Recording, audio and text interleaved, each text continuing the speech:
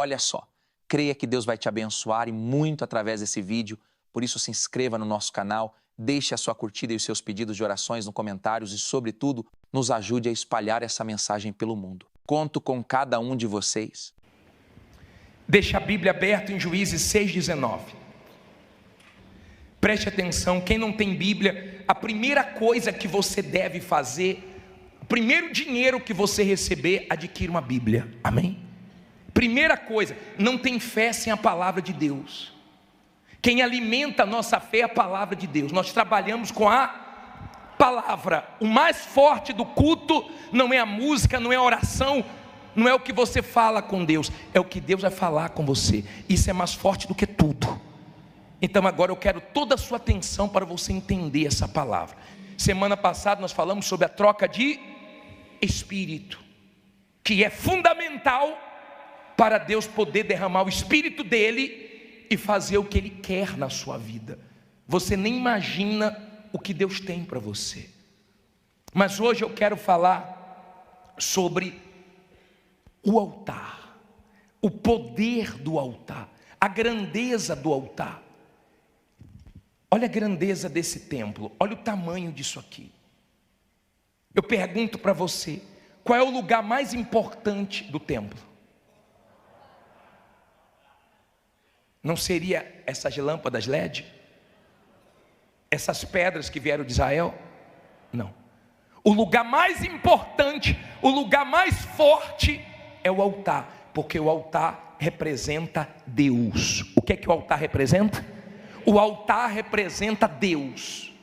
Bispo, o senhor está falando sobre a história de Gideão. Na semana passada nós meditamos na miséria, na derrota que Israel vivia. Não era assim? Eles vinham de 40 anos de vitórias. Em 7 anos perderam tudo. Porque quando Deus sai e o diabo entra, tudo que você demorou para conquistar, você perde rápido. Então eles estavam bem, mas eles cometeram um erro.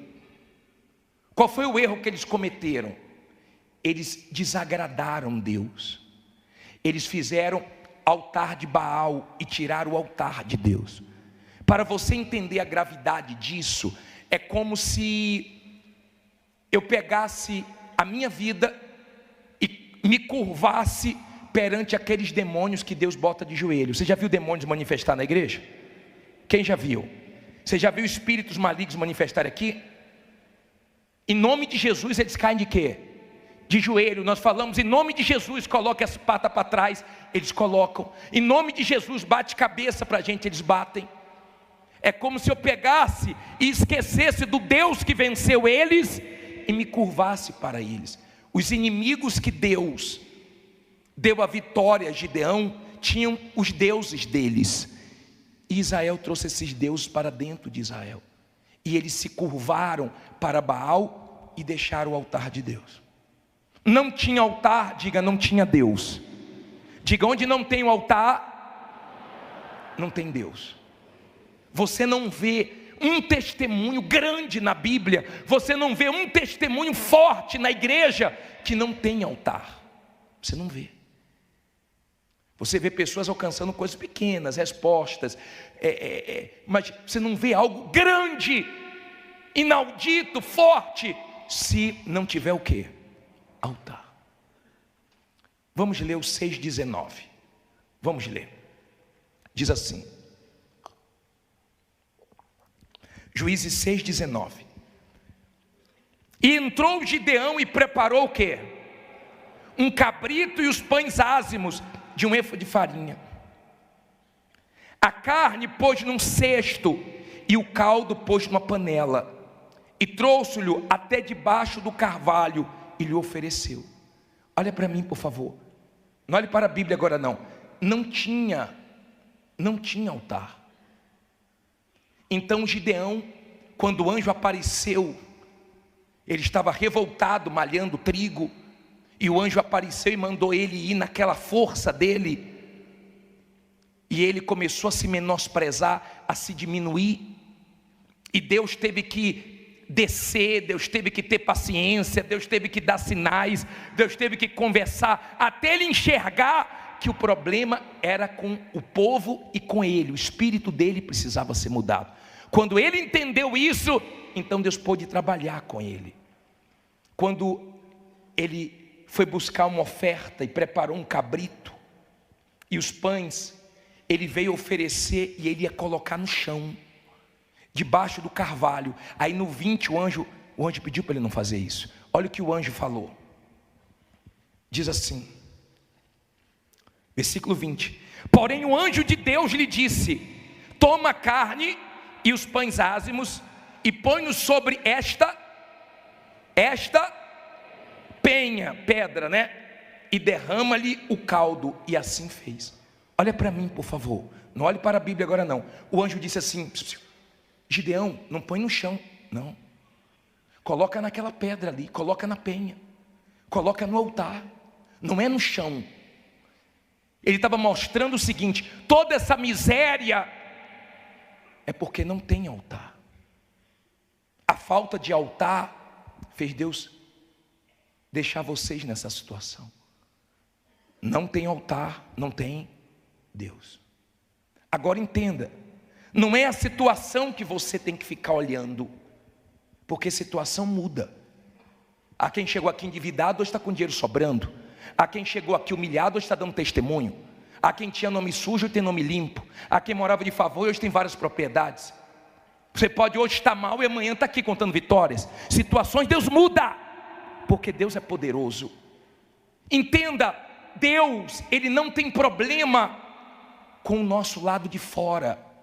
Deus não fica assim, ó, meu Deus, Deus não fica assim, ó, o que é que eu vou fazer para ajudar ela, para tirá-la da mão da agiota, para tirá-la do aluguel, para tirá-la da humilhação, o que é que eu vou fazer, eu não sei o que fazer para mudar a vida dela. Deus não faz isso. Deus não tem problema com os nossos problemas. Os nossos problemas podem ser muitos para nós, pode parecer grande para mim, para você, mas para Deus não simboliza nada. Deus não fica nervoso. Deus hoje está de cabeça quente, agitado, porque Ele não sabe como me ajudar. Não existe isso. A coisa mais fácil para Deus é virar o jogo, é abençoar uma pessoa. O lado de fora, os inimigos, para Deus nunca representou nada. Tanto é que nós falamos semana passada que Deus atingiu o faraó com piolho, com pulga, com mosca, com coisas insignificantes para poder humilhar.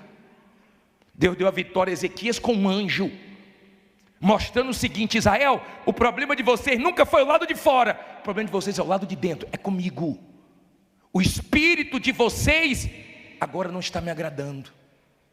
Nós somos do mundo da fé, nós cremos na palavra de Deus, e a partir do momento que você tiver o altar de pé, você vai ver que Deus continua o mesmo. Amém? Ele continua o mesmo. Não olhe para as circunstâncias, porque as circunstâncias de Deus mudam, as circunstâncias de Deus transforma. Agora entenda, no capítulo 6, no versículo 26, diz assim, 6:26, olha o que Deus pede para ele. Olha o que Deus pede. Juízes 6:26. E edifica ao Senhor teu Deus o quê? Um altar no cume deste lugar forte, num lugar conveniente, e toma o segundo boi e oferecerás em holocausto com a lenha que cortares no bosque. Olha para mim, por favor. Deus falou para Gideão: agora vai para o monte, porque vocês estão se escondendo no monte. Monte não é lugar de se esconder, monte é lugar de resposta. Vocês estão no lugar certo, fazendo a coisa o quê? Errada. E tem gente que chega na igreja, mas não chega no altar. Ela não entende a grandeza do altar, e o altar não vai até você, é você que vai ao altar. Lembra que Davi falou no Salmo 43, no versículo 4? Você lembra dessa passagem? Irei ao altar, que é a minha grande alegria.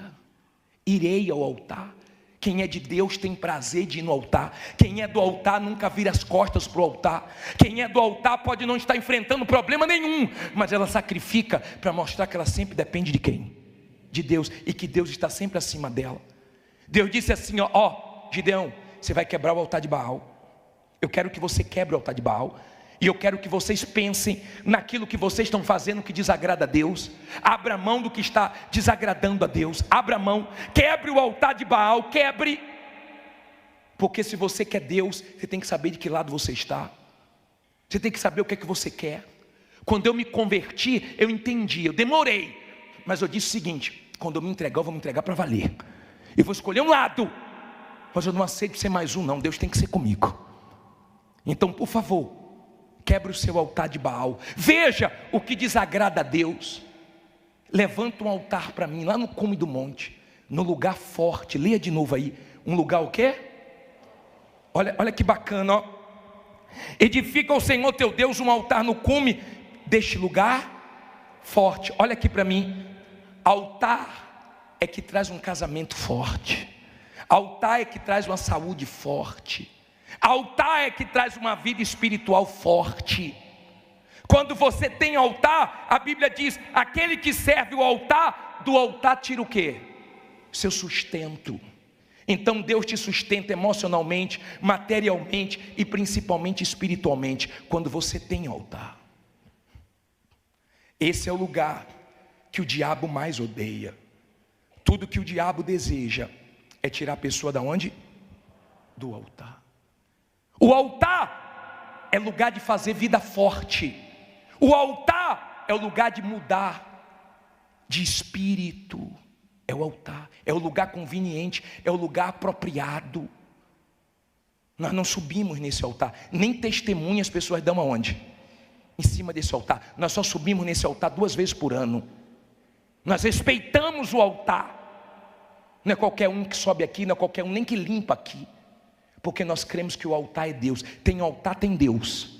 Tem altar, tem resposta. Tem altar, tem vida forte. Não tem altar, não tem vida forte. Amém? Agora entenda, por favor. Se você for agora em Juízes 8, versículo 4. Vamos lá. E como Gideão veio ao Jordão, passou com os 300 homens que com ele estavam, já cansados, mas ainda o quê? Perseguindo. Quando você tem espírito é assim, ó. Você está cansado. Tem gente que está cansado, mas está aqui na vigília. Ela está cansada. Hoje foi um dia de guerra, mas ela está aqui lutando, perseverando. Ela está cansada, está com sono, mas está resistindo, porque ela quer vencer. Amém? E Deus vê o nosso espírito, ou não? Deus vê. Eu falei para vocês que lá na Ucrânia, os nossos pastores ficaram, está lá na guerra. Sabe por quê? Porque do espírito do pastor, o bispo não forçou não, o bispo falou, pode voltar. Ele falou, não, eu vou ficar aqui lutando por esse povo, porque tem o quê? Espírito, é esse espírito que agrada a Deus. Nós não temos espírito fujão não, nós temos o espírito da fé que agrada a Deus. No momento em que Gideão entendeu isso, ele que dizia, ai quem sou eu? Ele disse, olha para mim. Ele trocou o ai pelo vai. Ai é murmuração, reclamação, vai é ação. Eu quero ver você agindo. Eu não quero ver você de braços cruzados, nem esperando por ninguém. Eu quero ver você agindo. Aí no versículo 5 diz assim, ele vinha com os 300 com fome, e diz assim, 8 versículo 5, e disse aos homens de Sucote, dai, peço-vos alguns pedaços de pão ao povo, que segue as minhas pisadas, porque estão cansados, e eu vou ao encalço de Zeba e Salmuna, reis dos medianitas. Porém os príncipes de Sucote disseram, está já Zeba e Salmuna em tua mão, para que demos pão ao teu exército? Não deram não. Olha para mim por favor, não respeitaram o Gideão não, tinha 300 seguindo ele. Antigamente nem ele acreditava nele, mas quando ele venceu, os 300 seguiu ele. Quando você vence, as pessoas seguem você. Quando você não vence, sua voz não tem peso, não tem credibilidade. Sim ou não? Entenda, por favor. Eles estavam com fome e ele pediu pão. Eles disseram, não vou dar não. Você já venceu os reis dos medianitas? Você já venceu? Enquanto você não vence é uma coisa. Ele falou, peraí, vocês vão ver. Eu não venci ainda, mas eu vou vencer. Porque quem tem espírito é assim. Não conseguiu ainda, mas sabe que vai conseguir. Diga, eu vou conseguir. Quem tem espírito não chegou onde quer, mas diga, eu vou chegar. Quem tem espírito pode não ter alcançado ainda o que deseja, mas tem certeza que está no encalço daquilo e vai chegar lá, porque tem espírito. Ele conseguiu, tá? Ele pegou os 2 reis, matou os 2 reis e voltou para prestar conta com aqueles que não acreditaram nele. Isso não muda você. Quando você tem espírito, você não é uma velhinha que sopra e você apaga. Você é aquela brasa que quando assopram, você se acende. Quando te humilha, você fica mais aceso. Quando não levam fé em você, você vai em frente e você mostra para essas pessoas que Deus é contigo. Quando você tem espírito. Quando você não tem espírito, você é fraco. Quando você tem espírito, meu caro, as humilhações é tudo vitamininha que vai te fortalecendo. É tudo vitamina no seu sangue. Agora, quando você não tem espírito, você murcha. Ele disse: não tem problema não, vocês vão ver que eu vou vencer e depois eu volto para a gente prestar conta. Agora, eu vou te ensinar mais uma coisa. Vá no capítulo 7, no versículo 20. 7, versículo 20. Diz assim: Juízes 7, versículo 20. Assim tocaram as 3 campainhas, as trombetas, e quebraram que? Os cântaros, e tinham nas suas mãos esquerdas as tochas acesas, e nas suas mãos direitas as trombetas, para tocarem, e clamaram. O que é que eles clamaram? Fala alto. Espada do Senhor e de Gideão. Peraí, olha aqui para mim. Mas eles não foram para a guerra com espada. As armas que eles usaram foram 4.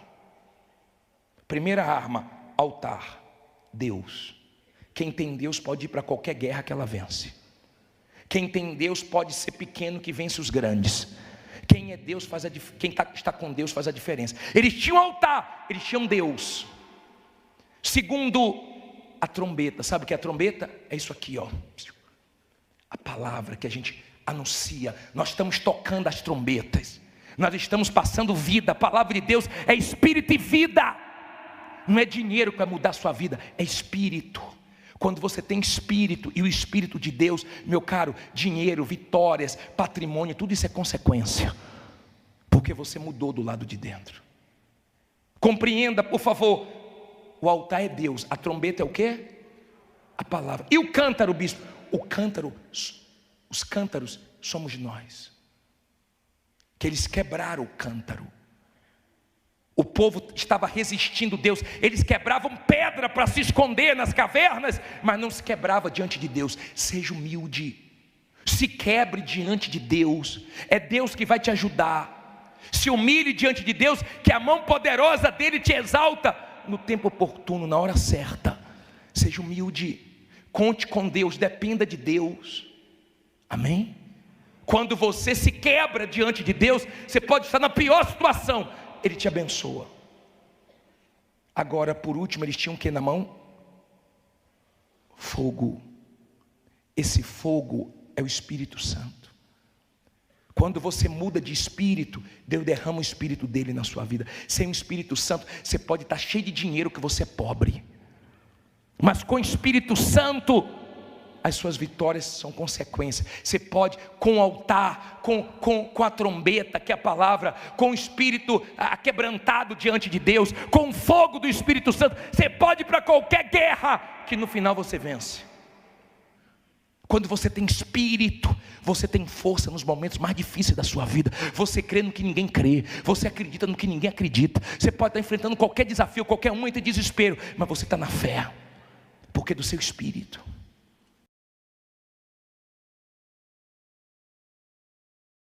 Preste atenção no que eu vou te dizer agora. Tem gente que acha que Deus se esqueceu dela porque está passando pela luta. Mas eu vim aqui hoje como profeta de Deus te dizer, não é o fim, é um processo. O Senhor está te moldando. No meio da tempestade está forjando em você um caráter aprovado, uma fé verdadeira. Você não pode se afastar da presença de Deus, só porque as coisas ficaram difíceis. Não, é agora que você precisa se firmar mais ainda. A tua luta é grande, mas a tua vitória vai ser maior. Não perca o foco. Não ouça a voz do inimigo que tenta te fazer parar. Lembre-se, o diabo não ataca quem está parado. Ele persegue quem está avançando. Deus está contigo. E se ele está contigo, não tem demônio, não tem inveja, não tem circunstância que possa te parar. O céu te respalda. Levante a cabeça, continue orando, continue jejuando, continue buscando. A tua resposta já está a caminho. Deus não te chamou para viver caído. Ele te chamou para ser luz, para ser sal, para ser instrumento dele nessa geração.